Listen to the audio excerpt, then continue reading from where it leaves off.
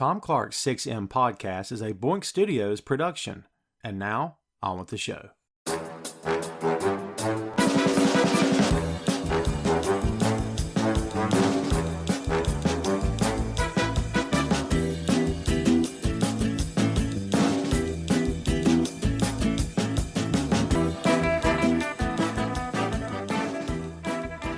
Hey, what is up? Welcome to Tom Clark's 6M podcast. I'm your host, Tom Clark, and in this episode, I'm joined by co-host Phil Lindsey. This is the 6M podcast. There's no A's in it. It's all M's. There's not the 5M and an A podcast. Okay. It's just 6M's. Now, one of the M's is movies. In fact, it's the first M, but there's no A's. You know why I say that? There's no A's for action. It should be implied. The word action can fit in anything we're talking about here, basically. But I say that to say this. We do an awful lot of action films on this show. First of all, I'm a dude. It's how I identify. And I tends to like action films. Doesn't have to be everything I watch, regardless of what the opposite sex would have you believe. We're not all so full of testosterone that we need to see car chases and naked women and explosions and bullets and fire. I mean, it's fun. We don't have to see it all the time. Everyone relax. These are jokes. It's okay. But anyway, it does occur to me that we've done a lot of action movies here. The action movie we're talking about today, we have talked about previously, but only in passing. We've made some Jason Statham jokes along the way. Nothing too bad. Just a little bit, maybe, depending on how you take it. But we're going to jump into it here today, kids, because this time we're talking about The Transporter. Not part 2 and part 3, because, hoy, all right? But only the first one. Want to know why? Because it's my show, and I don't have to do part 2 and 3. I don't care. I don't care what you think. I love part 1. This is personally one of my all-time favorite action films. I'm telling you right now, I'm a massive fan and didn't realize how much I was going to love this movie when it came out all the way back in 2002. My God, it's been a minute. I can't wait to talk about this. Me and Phil have only discussed this in passing here and there on the show and off the mic, but we're going to get into it here today. And first, however, let's do this. The Transporter is a 2002 English language French action film directed by Louis Lederer from a screenplay by Luc Besson and Robert Mark Kamen. The film was inspired by the short film series The Hire. It is the first installment in the Transporter franchise. Stars Jason Statham and an assorted cast of characters. Jason, of course, portrays Frank Martin, a British mercenary driver living in France, and finds himself involved in a people smuggling plot. This film premiered at the Regency Village Theater in LA on October 2nd, 2002, and was first theatrically released in the United States on October 11th by 20th Century Fox, and in France on October 23rd by EuropaCorp. It received mostly mixed reviews from critics, with praise for its action sequences and Statham's performance. This movie, total running time, 92 minutes. The budget for this film, $20.5 million, and the box office is only $43.9 million. And that is your lowdown for The Transporter. So, Phil, again, we have talked about this in passing. We have mentioned it here and there. We may have made some Jason Statham jokes about the Meg. In fact, I know we have. But what do you think about The Transporter, man? Is this one of your favorite action flicks? What's your overall opinion of it? It's a great movie. It's a fun movie with a lot of European sensibilities. It's really the movie that broke Jason Statham. It's the thing that put him on the map. It is. Yeah, man. Yeah, I really love this movie. I mean, there's just, again, I just can't, some of the stunts, all right, some of the thing with the car off the bridge, all right, fine. But apart from the, obligatory, this can't happen in the real world action moments, there's not a whole heck of a lot of things wrong with this. It's not where critics think, because they kind of ripped the story to shreds. But look, man, I'm with you. I love this movie, honestly. Yeah. I mean, if you spend too much time thinking about the story, I think you're kind of missing what this movie is at its heart. It's just an action movie. It's a fun movie that has like espionage to it. It has like some of the beats to like old school kung fu movies. It's fun. And there are tons of action movies that, like, yeah, if you think about it too hard, it's like, it doesn't really make sense. But I don't think you're supposed to be really thinking about it. You're supposed to do the oohs and ahs at the stunts and the choreography. Yeah, which I did. Again, I enjoy this. To your point about what he had done before, this was '02. His first role was in Lock, Stock, and Two Smoking Barrels in '98, Snatch Hmm. in 2000, and a few other things here and there, and then Transporter in '02. But I think I agree with you. I think this was his big breakout role. The Italian Job came after this just a year later. I haven't seen that film in years as well. That was a remake. I think Michael Caine was in the first one, or the original, I believe. Or Michael Caine, depending on how you want to do a impression.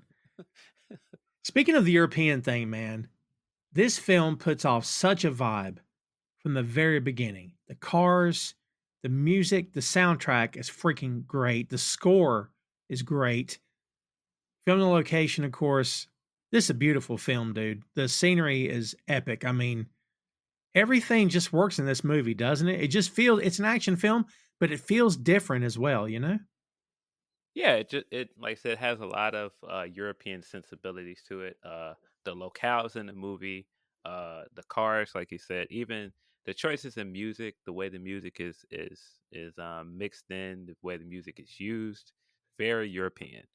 There are a lot of things about it that I looked at and I was like, yeah, this you can tell. Like it's the same thing with a movie like Layer Cake. Like you can tell Layer Cake has a lot of European influences. Oh, that's a good comparison, actually. Yeah. Well, I guess that's one of the things that drew me to this film when it came out was because it did feel so different. This is not feel well, it's not an American film. It does not feel like an American action movie. Like the main star is under he's doesn't have a ton of dialogue. He's macho, but not so much that it makes you just roll your eyes like Stallone or Schwarzenegger. No disrespect to those guys, but not overtly macho. He's not yanking bullets out of his arm or some stuff. I mean, he's just he's ex-military. We don't get a lot of information about how, we assume special forces, I assume. But yeah, dude, that was something else that got me about this is that he's unassuming. If you see Jason Statham walking down the street, you don't really think action star. You know what I mean? Yeah, I think that of course he looks the part Yeah. in terms of like physique and everything. Uh, but I think that's also what makes this movie so great, and I think that's what makes him so good in it, is that he is unassuming in some ways, and that's how he's able to do his job. Oh, that's true. Yeah, because nobody would see it coming. Dude, think about this. If this movie doesn't hit, do we get the Jason Statham that we know today? Because this guy has been all over the world doing all sorts of action flicks in the 22 years since this movie happened. I mean, I can't imagine an action scene without him. You know what I mean? Yeah, for sure. I think that like I said, this was really a vehicle that I feel like made him into a bigger star. And so when you see him in a bunch of the roles he was in later on, it's hard to not think about like where he came from, and that Transporter was such a big breakout moment for him. Yeah. You know what I found interesting? And this is something just off the cuff as we get started here, but like, aren't you very accustomed to seeing foreign films where everyone's driving on the opposite side of the street? Did that uh, occur to you during this movie? no, I didn't even think about it. Wow. But yeah, that kind of threw me the first time I saw this movie. And I was looking around at other cars, other vehicles, and every car is on the left, like as they are in the States. That kind of threw me for a loop, honestly. I didn't see that coming. But yeah, his style, by the way, he looks great. The car is awesome. I mean, the scene in the beginning where he's picking up those guys that robbed that bank. He's just ice cold, man. Like the whole time he's sitting there waiting on them. They get out there and he's like, it's too much weight. We didn't talk about another guy. And they're all like anxious and anxieties through the roof and they're pulling a gun on him. And he's like, you can shoot me, but you won't get the navigation code. Like, it's not what we talked about. Don't break the rules and that kind of stuff. really awesome, man. But yeah, that's great. I mean there's humor in this movie too, Phil. It lightens it quite a bit, which I also love. Yeah, I think some of the humor is very subdued. It's not like he's made into like this wisecracking action hero. He's very stoic. He's very straightforward. He's about his business. Um, and I think that helps as well. I think the concept of this movie is so fresh because we see a lot of like James Bond s characters. We see like the work for hire character often, but I had never seen anything like this when it came out. Just the idea of the transporter is such a fresh idea, and then him, of course, in the Three Rules. It just seemed cool. Like when I first saw it, I was like, "Oh, this is new. Like I've never seen it before." Yeah, I thoroughly enjoyed it. Did you ever watch the show? I did not. I think that thing has already came and went, hasn't it? Yeah, I've never seen any of the show. I've actually only seen the first movie. I think I've seen Transporter 2, but I definitely have not seen Transporter 3, and I didn't see any of the reboot either. Yeah, I wouldn't do any of that. No, this is really like the Highlander of the whole franchise. Like the first movie is the only one really worth watching. We usually save that question for later, whether or not we should revisit this as a streamer. My answer automatically is going to be no. I just that's me talking. I just feel like this is one of those instances when we could have just stopped at the first film. Hey, look, man, we're pretty fair on the show. Like we'll have conversations about should this be expanded, and sometimes we say, yeah, why not? And other times it's like, nah, leave it alone. I don't think we're always so stubborn that we won't give something a chance, but like I don't want this to happen again unless Statham is attached to it. Plus, Phil, the guy doesn't age. You could make it right now, and it'd be like it happened a few years after the first one because he always looks great. Yeah, again, it's not trying to be difficult, kids. It's just a matter of you know, I just don't understand why. Well, I know why. It's all about the money, right? But yeah, I don't get it. The three rules that Phil mentioned earlier: never change the deal, no names, never open the package. So there you go. Rules to live by. But he broke the third one. Had he not broke the third rule, Phil, we wouldn't be here. Correct. None of this would have happened. Yeah, but I think that's why they do such a good job. And this is kind of a comic book slash writer trope of giving you like an initial caper at the beginning of the movie to show you like the entire concept and show you how he works and show that he's completely no nonsense. So then when he does break his own rule later, um, it feels like it's a bigger deal. You know what? Yeah, that makes a lot of sense, actually. Yeah, because if we don't get the whole bank robbery scene at the beginning, this is going to be a kind of a weird comparison. It's kind of like when we've seen Spider-Man stop like a bank robbery at the beginning of a comic, and like when he does that with ease, it's like, oh yeah, he's great at this. And so then when he struggles against like a bigger threat later, it's like, oh man, this guy must be really dangerous, or the situation has changed. Yeah, good call. I mean, yeah, the rules define who he is. We assume he's been at this for several years. I don't think we get a clear number as to how long he's lived in France. We're not really sure, but yeah, we're kind of led to believe he's been out in the military for a while. And this is just what he's doing, I guess, to earn an income. Even though he does tell the cop that he's got his full military pension. Mm, yeah, I thought that was, I thought that was a funny touch because it's like it immediately tells us it's like, oh well, he technically doesn't need to work. Mm. So what is he really getting out of the work? Like it's not the money. Because we even get that set up at the beginning of the movie where the bank robber tries to overpay him to do more than he promised, and he gives him the money back. Yeah. Because he wasn't going to do the other thing. Yeah. Yeah, and it then turned out that when he was watching it on the news later, well, hey, he probably was right to not drive you anywhere else because you guys are idiots and you ended up getting caught. And we talked about Statham being the action guy. He did all of his own stunts here. He did almost all the driving during the car chases. He knew how to kickbox, but had to train the martial arts before the shooting began. before shooting began. The role of Frank Martin was written for Jason Statham after producers saw him in The One in 2001. So this movie was written for this guy. Makes a lot of sense, actually. Yeah, that makes a lot of sense. Yeah, I'm okay with that. We talked about the car. It's a BMW 750i E38 pre-facelift. The car in the movie is the only one ever produced with a manual 6-speed gearbox. This information obtained from the full-length audio commentary available in the DVD.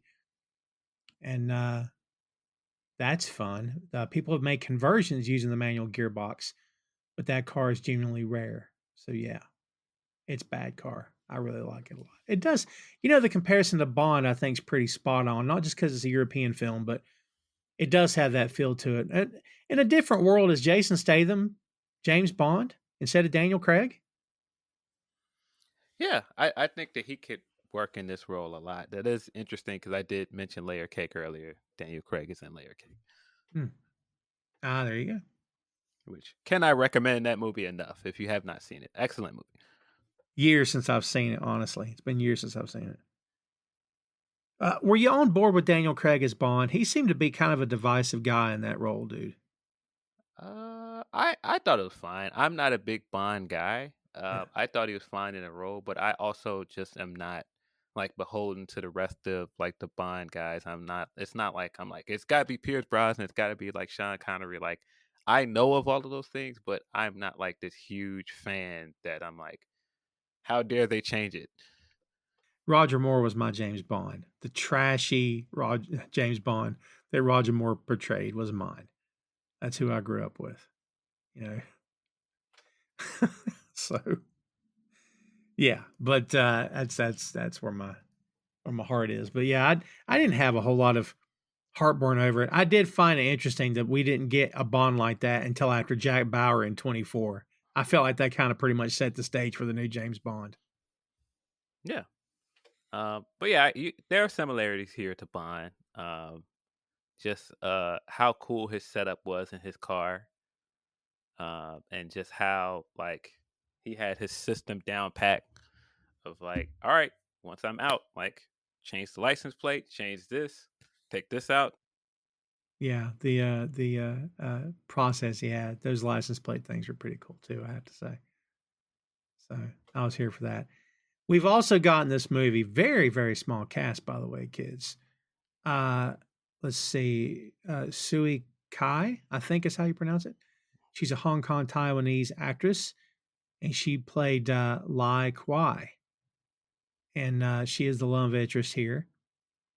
This is, I don't think I knew her from anything at all until this happened. She had done other things. She started acting in 95, but looks like there's some Chinese cinema that she did here, I think. But she also did some American cinema as well. And then, I don't know. It feels like this movie may have been her breakout role. She doesn't have a whole lot of dialogue here in the film, Phil, but I kind of did feel like there was chemistry between these two. When he opens up the trunk for the first time to change the flat, the bag is moving. He just looks at it and then moves the bag to get the spare out without even blinking an eye. I thought that was great. Yeah, he has a lot of moments in this movie where he doesn't like say some one liner or something, but just like all of his nonverbal stuff he does is so funny. Mm. Um, like you said, when he first realizes the bag is moving, like he's just like, all right, well, let me get this flat out and let me just change this tire. And then when he comes back and he comes back with the soda for her, um, he just does everything without like not even a smirk, not a smile or nothing. He's just like, here, drink this. Yeah. It's all hilarious, man. When he finds out she's back in the car later after he escapes, Yeah. after his original car gets blown up. Um and he just like stops the car instantly and is just like, "Yep, nope, get out, get out." So funny. And I like I told you earlier, that needle drop of Nate Dogg, I got love at that moment. Such a great choice. So So funny. good. Oh, it's awesome. Yeah, so good. Great soundtrack, by the way, if we haven't mentioned it. Yeah, and like him like cutting the tape so she can have the juice and everything. And to your point, like when he gets upset that he realizes she's in the backseat and he slams the brakes and stuff, I thought it was funny when he turns around and sees her, and through the tape she just goes, mm-hmm. Hey, kids, Tom Clark here, and did you know the very podcast you're listening to right now is available on boinkstudios.com. B-O-I-N-K, Boink Studios is the home of Tom Clark's Main Event, Tom Clark's 6M podcast, and Two Nations Under Ted, a Ted Lasso podcast. Visit the site today for links to every podcast platform, social media, special announcements, and a lot more. Check out the site and bookmark today, boinkstudios.com. Like she just, hi, like, thanks for saving me. And he's so mad at her. It's crazy. What do you think about those two together in this film, man? Yeah, I think they have great chemistry. I think because she isn't just a damsel in distress like we initially think. Mhm. And she is just so upbeat and so sassy and all these other things and everything that he does not exude as a character, that it works. Mhm. Like when they're in the police office and she's just like, oh, we'll just find him on the computer, and she's doing all these things and he's just sitting there with like the blank face, like, we got to get out of here. They're like such polar opposites that it work. Yeah, they are. Like she just took it upon herself to sit in the captain's chair and find this information on that guy. Yeah, I thought they were great together. I really did. I thought that everything worked. And again, I didn't know this actress at all, but I thought that everything was. Uh, and I'll tell you something else. This character, she is smitten with Frank, dude. Like, not that he's a love and leave him kind of guy, but he kind of makes it clear, this, you're dangerous. This is dangerous. I don't want anything to do with this. And she's kind of making out like, well, things have changed, haven't they? You know what I mean? Like, we had the thing last night. Wasn't that something? Like, you could tell she's really into him, man. Yeah, and he's just like, whatever. I'm too cool for this. Um, Can't be bothered. but yeah, that's what makes him so great. When he comes home with her and he sits her down and cuts her out of ropes and everything, and he makes instant noodles for her. He's just like, yeah, I'm going to bed. And Yeah. she's just like, wait, you're not worried about none of this? No, I'm going to bed. I think better after a good night's sleep. Yeah. Again, I thought she really worked. And also, in terms of who really worked here, Francois Berland, I believe, as Inspector Tarconi. This guy is great. He's a cop. And Phil, he knows from the jump something's off. He knows Frank's done something. He just can't, he's got no evidence. But like any good movie cop, Phil, he knows from the first second he shows up at Frank's house that Frank's done something. What'd you think about this guy here? Yeah, I thought their dynamic at the beginning of the movie was great. Um, the way he is just like, well, sure, come on in, Inspector. I have nothing to hide. And Mm-hmm. he's just like, I know there's something on you. I can't prove it. And because I can't prove it, I can't really do anything. And it seems like he's also in this place where he kind of likes Frank and he sees like, I kind of like this guy. Like he's not, doesn't seem like he's doing anything to really harm anybody. But if I had to, I'd bust him. And I just think like that kind of almost like uh, another funny comic analogy. That kind of Gordon and Batman dynamic of like, hey, I kind of Yeah. like this guy, but there's something here where I probably shouldn't be just letting this guy off. I should probably look into this, but no, I'll just let him be. Yeah. Yeah. And like Frank is very upfront with him and very forthright. Like he's got, like you said, he's got nothing to hide. And then meanwhile, he's got those license plates in that rack on the wall that locked up. Yeah, the scene where they're standing outside the garage and you can see all of his tools and stuff back there, like the thing he keeps all of his license plates in. It's just like, oh, you can go in there and look at it if you want. And we as the audience are like, what do you mean he can go in there? You're gonna get caught. And he's just like, whatever, you can go in there and look at it. Which, tells the cop that there's nothing in there. That's what he believes. Yeah. That's brilliant. That's Uh, really brilliant. yeah. All of the stuff at the beginning is also just beautifully shot. In Nice, I believe, which is in the south of France. Very beautiful city. Yeah, for sure. But yeah, I love the Gordon and Batman comparison. I think it's very apropos here. I think it fits. And he ends up helping him. He's not the typical, I'm gonna nail this guy to a tree. I'm gonna get him. I'll figure this out. Like he ends up helping him, which is awesome. Yeah. But yeah, I think when he does help him, that works so well because we get those initial scenes with them where it's just like, well, yeah, he knows Frank. He's been to his home. Like he knows that even if there's something off about him, it doesn't seem like he's that off. Like he would just kidnap somebody. Mm-hmm. Like Yeah. even when he comes in there and talks to him at the cell and he's saying, "Man, you're usually so careful." So it's like he already had an idea that he's done something, but it's like, well, you've covered your bases. You've dotted all your I's and crossed your T's. I can't really nail you with anything. Yeah. Yeah. That's true. He's got no reason to. I mean, I don't know if there's due process in France, Phil, if they can just come in and look through your stuff, but he doesn't really seem too bothered with it till he has to be.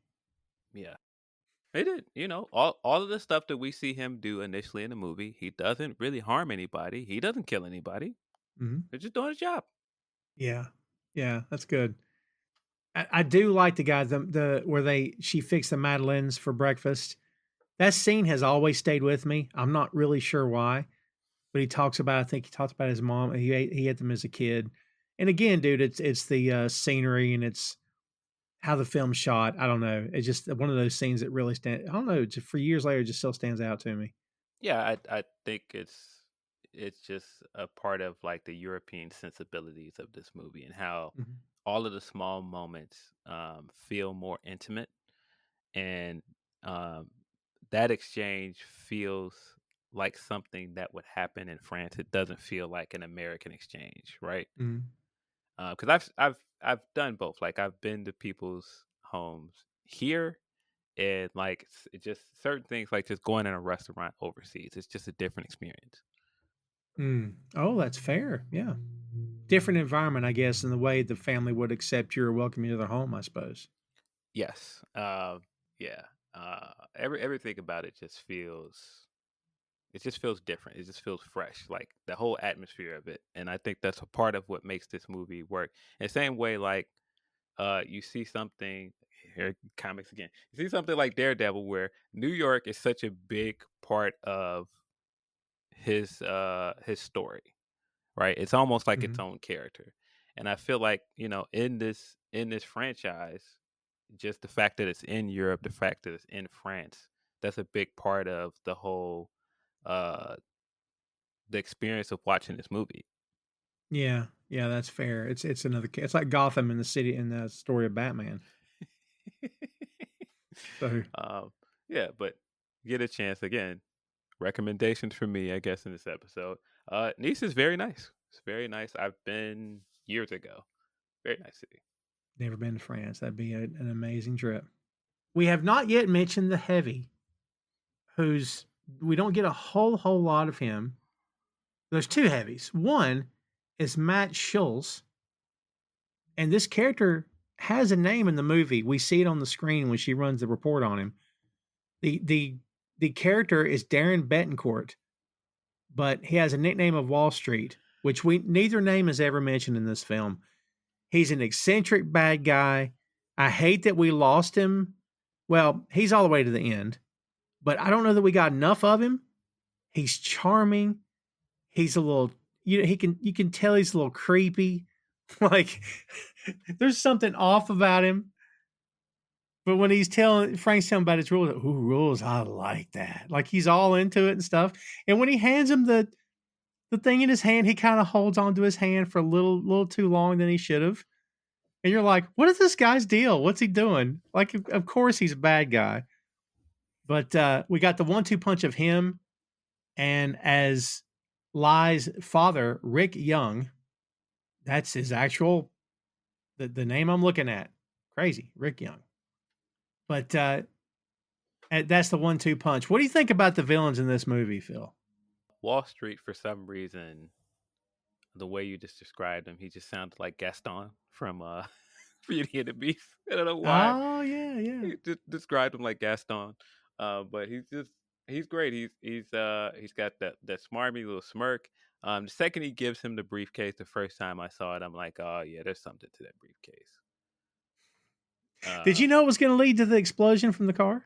no, that I knew it was something to it that he was setting him up because he was just too happy go lucky about him taking it. Like, yeah, I like this guy. Yeah, take this briefcase. Yeah. And it's just like, yeah, there's something off about this. Um, but yeah, that explosion scene at the gas station when he's coming back with the two sodas. Um, what I initially was stunned by, because he's coming back with the two sodas, and it makes you think Elias is still in the trunk. But it's the two cops. Right. Yeah. And so uh the uh the car blows up, and then we get the great scene of the henchman looking through the peephole. And you see Statham kicking the door. Yeah. Oh my God. Yeah, because you know he's going to go get revenge on him. That scene was in the trailer. That is one of the best scenes of any action film I've ever watched, man. Yeah, what a great scene. But yeah, he's great. Handles himself well in this movie. There's two different ways he dies. Like an uncut version, he dies a very graphic death. Mm. In the regular version, he just kind of gets thrown out of the truck and then lands on the road, and we just presume he dies. Yeah. You can see like the after effect of the blood and whatnot. You're like, yeah, he's probably dead. Yeah, but yeah, we see him die in very graphic fashion in the uncut version. And you know, Rick Young, God bless Mr. Young, something was off about his face and that hair. Something wasn't matching. Like, I'm not sure what it was, if that was a wig, if it was, I don't know what was going on, but something was off. I mean, to me, Phil, Rick Young is always going to be, was it Kao Khan from Temple of Doom? He was the gangster in the beginning of the film that they poisoned Indy. I mean, that's kind of how I know this guy. Was there enough of him in this movie? Like, he's slimy, of course. I can't say it was the most well conceived character I've ever seen in a film. But what'd you think about this guy overall? I thought he was fine. I thought it was an interesting swerve to go with. Well, wait a minute. He's been the bad guy all along. You're not trying to save her dad. He is the bad guy. Hmm. I don't know how well that worked in execution, but as kind of like a big swerve, it was good in the moment. Yeah, because she tells him that her father was on the transport on the what's the word I'm looking for? Yeah, and the whatever the freight carrier. Why am I blanking on the word? Because it's how she gets Frank to help her to begin with. Yeah, she says there are like 400 people in there, Yeah, in a car, I guess. and the freight. Yeah, There's like 400 people in there. And then, of course, Wall Street gives the line, there aren't 400 people. There are 395 people because five people died. it's important to get the math right. Yeah, he wanted to make sure that he stuck that to Frank for some reason. Yeah. Did you notice when they open the doors of that thing, that kid that she pulls out, that kid stares straight at the camera and never looks away? Yes. I'm Uh, like, yeah, there are some action movie quirks to this. There are some movie quirks. And that is a very action movie ending trope of we don't get any of like the conclusion or a conversation between Lie or Frank. It's just like roll credits, yeah. music. Um, Well done, guys. Well done. with like Yeah. the shot of the camera leaving the scene and going away from it while the credits are going. Very action movie Yeah. trope. Yeah. uh, Yeah. yeah, there are a few other things in this movie that are kind of like that. Of like that's kind of goofy, but it's an action movie. Like the scene where he pours oil all over himself. Every time I see it, it's like this is kind of silly, but it's action. Can we talk about the health repercussions of dousing yourself in used oil? Like, Come on, man, movie. it goes through your pores, Phil, for crying out loud. Yeah, pours the oil all over himself to avoid getting grabbed by any of the henchmen, and they're all like slipping all over him, and like they're like trying to grab him, and he keeps getting away. It's silly, but it's yeah, part of the movie. Very again, very kung fu movie esque, Yeah. And that's actually molasses that they've got poured all over themselves. which would not be slippery at all. Could Oh be no, of actually course. very sticky. Yes, of course. Which Very doesn't sticky. work with the scene. Doesn't work. Of all the things to use, you know. Yeah, I was okay with that. I thought it was interesting. He broke that bike apart and strapped the pedals to his feet. It was a good little workaround. Of course, completely ridiculous, but it's an Yes. action film, Phil, so we let it go. Yeah, there were a few things like that that again, if you think too hard about it, it's like, nah, that doesn't make sense at all. Like the henchman kicks out of the truck, he's hanging on to the door, and then for some reason the door just completely comes unhinged from the truck and comes sliding down the street. It's like, well, how did that even happen? Yeah, how'd that even happen? Like, are you trying to tell me that this guy's weight on that door was enough to pull it down? Yeah. Yeah, what? Yeah, that doesn't make a whole lot of sense either. During these scenes, like we said, he did a lot of his own stunts. We did not mention there's a second director listed, and it's Corey Yuen, who was also a Hong Kong film director and action choreographer and former actor. And dude, this movie feels like a kung fu film. Yes. I love that. I love that we've got, there's obviously American influences happening, like the Western influences, but there's European vibe, and it's co-directed, I guess, by a Hong Kong director. That's pretty awesome. What a great combination, man. I mean, it really does have that vibe for sure.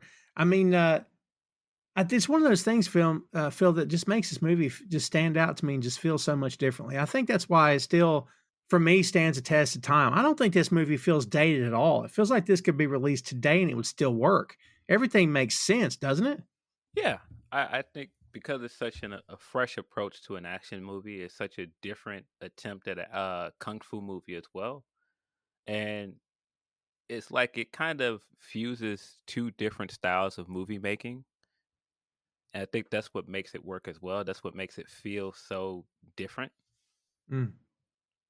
Because it does have like that same kind of style of like the espionage and like the European film, but like even the car chases and everything. But then when you add the dynamic of like the kung fu and everything, it's just like kind of the best of both worlds in a way.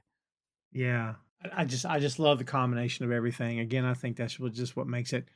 It just makes it all mesh together really nicely. It's like a nice little mixing bowl of different elements. And I feel like it works. Speaking of the scenes and the stunts, the crew used a giant tow truck to pull the big rig down the highway. It had cameras mounted to the outside. That is really Jason Statham hanging off the bottom of that truck. Wow. He says, I had a wire up my leg and they assured me I was quite safe. There was a lot of hanging on to do. I mean, he's kind of close to the ground there, Phil. Would you do that? I don't think I'm doing that. One Yeah, wrong no, move and he wipes out. no. You're on a speeding truck that close to the ground. Like, no, Dad, that sounds horrible. Yeah, I'm not having that. We spoke about his co-star here. She spoke almost no English when she was cast. Producers gave her the script early so she could practice with an English teacher in Hong Kong. That's impressive. Yeah, I thought she did really well. Yeah. Yeah, there's the one scene where her father slaps her and he's like, I didn't pay thousands of dollars for you to go to school and learn English. Speak English. That's a great villain line, isn't it? Isn't it funny how they didn't, none of her Chinese was subtitled at all? No, I none found of that it. funny. I found that interesting. I don't know why, but it's just one of those things. That goes into more of this feeling like a foreign film. It didn't feel like a movie that was made for like the US audience, Oh, good call. Yeah. which, Yeah. it was. The certain action stuff was cut out specifically for the US audience, but other than that, it felt like something that was like made for like a foreign film. Yeah. Speaking of things cut out, the trailer for the film showed Frank deflecting a missile with a tea tray. And they took it out because Jason Statham said, no one's going to believe this. And I'm like, that's a little too fast and furious-y, in my opinion. Yeah. Which Jason Statham has actually been in Fast and Yeah. Furious movies, hasn't he? Oh, yeah. Yeah. Shaw. He's Shaw, isn't he? Yes. He's got to be Shaw because it ain't going to be Shaw and Hobbs alongside The Rock. It's going to be Hobbs and Shaw. Mm-hmm.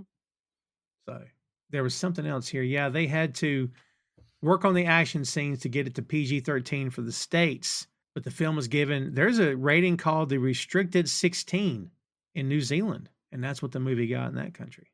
Good film. Yeah. All right. Plot. All we know, Phil, is there is it's a car. Why am I blanking on this? But it's full of people who are being smuggled. And, she ends up in a situation where, they're trying to, I guess, to deliver her to her father. And she ends up with Frank. And, it's like, well, you got to help me. I'm like, okay.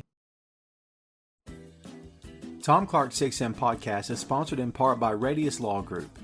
Every day, Radius helps individuals, families, small businesses, and nonprofit organizations throughout North Carolina, Florida, and Pennsylvania resolve their legal issues by providing effective legal counsel in the areas of estate planning, as well as elder law and Medicaid.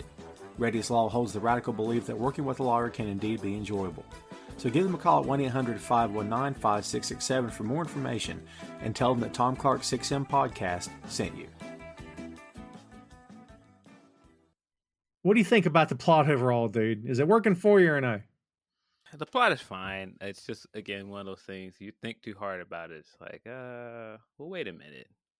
Well, what is the actual scheme here? What does he actually benefit from working with Wall Street? Like, what? I'm confused. Like, how is he actually making money here? Does he not see the shame in selling his own people into human trafficking? Is that what we're supposed to get? That he's like doesn't see anything wrong with this at all, and his daughter gets a conscience, and even that is not enough for him to see that this is a terrible thing to do. Yeah, exactly. Why doesn't he the other guy? And it's a container. It's a container. How did I blank on that? I'm sitting here calling it a cart. It's a container. That's a great point. Why does he need Wall Street here? I don't understand that either. I guess because they're getting him in the country. I don't know. Yes, never really explained. But I don't think it. I was about to say I don't think it really needs to be explained, but it kind of does. It kind of does, but I think it's such a afterthought to just like all of the action and stuff for the movie, because that's what action movies are. Most of the time, the plot is like an afterthought. We just want to see like all of the cool action. Yeah, you're right. The plot tends to suffer in most of these movies. It didn't need a lot of plot. I mean, what it makes up for in plot, or what it lacks in plot, it makes up for in scenery, I suppose. I don't know. Again, I feel like Statham's understated performance is a far cry from what he did in Expendables. I mean, he's still understated, but it's a different character. And then, of course, him roundhouse kicking a shark in the face. I'll never get tired of making that joke. So, where's he? Listen, we've talked about Arnold, how important that guy is in the States to the action genre as a whole. We've talked about Stallone, of course, how important he is. We've even talked about Will Smith, various other actors throughout the history of this show, how important they are to the action movies and stuff. Where is Statham for you? Is he top 10 in your opinion? Or where's he ranked for you personally? I think he ranks pretty high up because I just think that this movie set him apart from a lot of people from that era, especially. But he definitely was a big part of like the early 2000s, along with guys like Jet Li. Um, I think he's definitely up there. I think that's why you see him in things like the Fast franchise or Expendables, because he's kind of earned his place in the upper echelon of action stars. He catches a lot of flack, man. I mean, he has sniped on Marvel through the years, and Paul Bettany has sniped back at him. I saw, it was years ago, I think on Fallon he did it, because the Expendables guys kind of had something to say about the MCU, and Bettany snapped back with something to the effect of, say them should, be more concerned with acting lessons or something to that effect. And I'm like, that's pretty good. Like, I'm just saying, a healthy amount of competition is just fine, Phil. What do you think about Jason Statham in the MCU? You think that's a fit that we'll ever see, or do you think anything's possible? How would you fit him in? I mean, what would you do if you could? I'm not sure how well he works. He seems to, funny enough, take himself very seriously. But then when you look at stuff like pouring oil all over himself in the action movie here, it's like you've also done some very like silly things. You've also done some franchises that are like not based in reality as well. Um, Mm. But, some people just decide the comic book stuff is just a step too far. And maybe that's just his whole deal.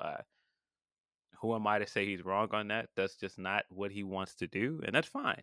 Um, when I think of like roles he could work in, there's probably a bunch of roles he could work in just for his acting style. But would he want to do it is always the question. I don't know. I was sitting here thinking, I'm not saying Moon Knight, but I'm thinking like a Marvel property that wouldn't necessarily be set in the United States that would Yeah. make sense. I mean, well, at one point, people really wanted him to be Daredevil before the Charlie Cox stuff in the Netflix adaptation.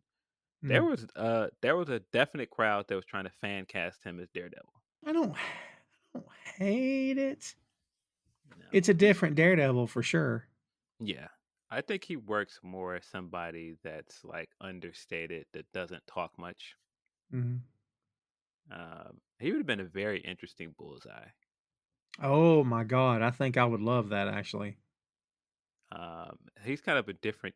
He's kind of a different choice. I think he could have done well in that role, but again, I don't know if he would have wanted to do Look, Statham as Bullseye. If you're his target, you are dead. Okay. You are effing dead, Phil. You're not a sky. I don't care who's protecting you. You better hope Cox is protecting you along with the rest of the defenders. Cause that bullseye is gonna get you. Like, I think I'd be here for that. I think I'd actually like to see that. Some people have said they feel like Statham's maybe his best role is Wrath of Man in 2021. Have you seen that flick? it. I haven't. It's not bad. It's not a bad flick. I don't know if I believe it to be the big his big dramatic the best dramatic role of all time. I don't know. I guess so. I mean, what to you is his best film? Is this it for you, or has he done something else that you enjoy more than this?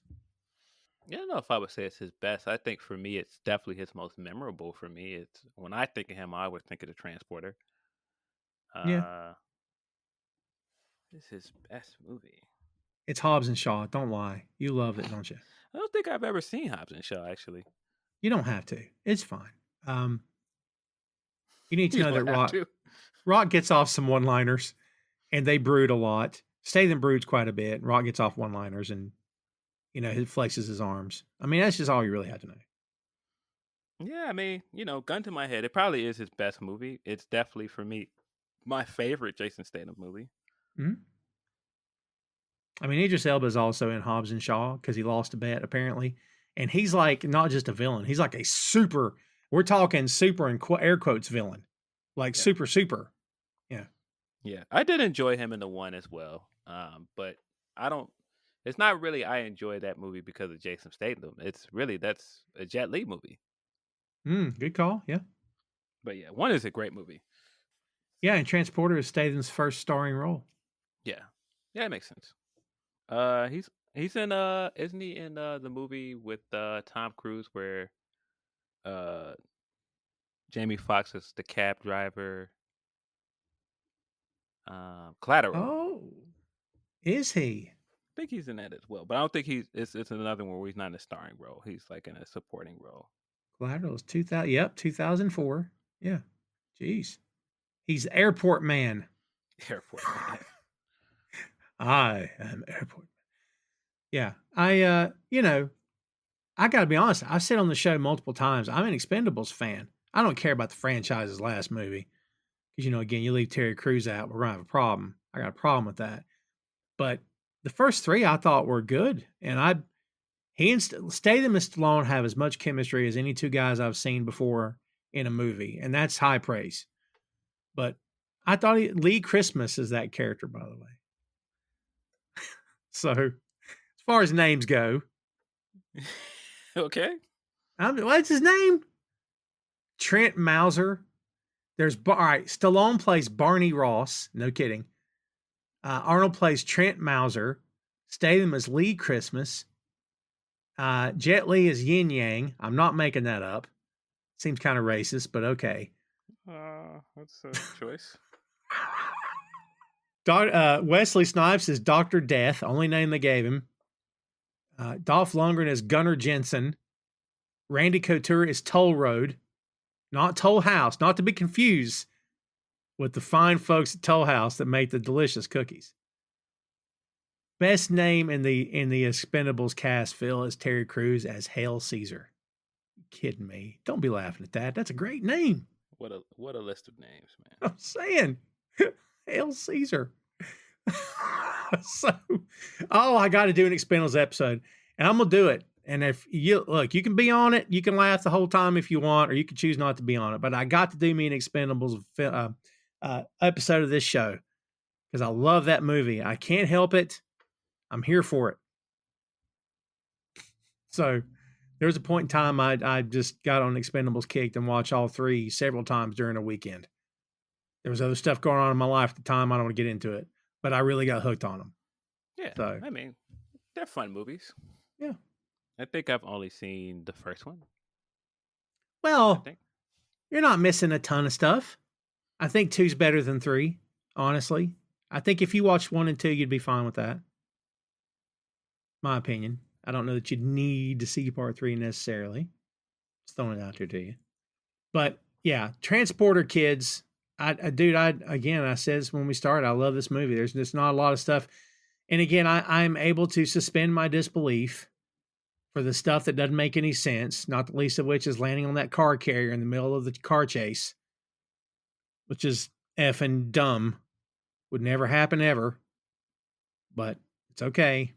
What stands out to you in this film, Phil? Is it the scenery? Is it the car chases? I mean, is there anything that you take away from this that you're like, this is my favorite part? Is it the movie as a whole or what? I think it's layered.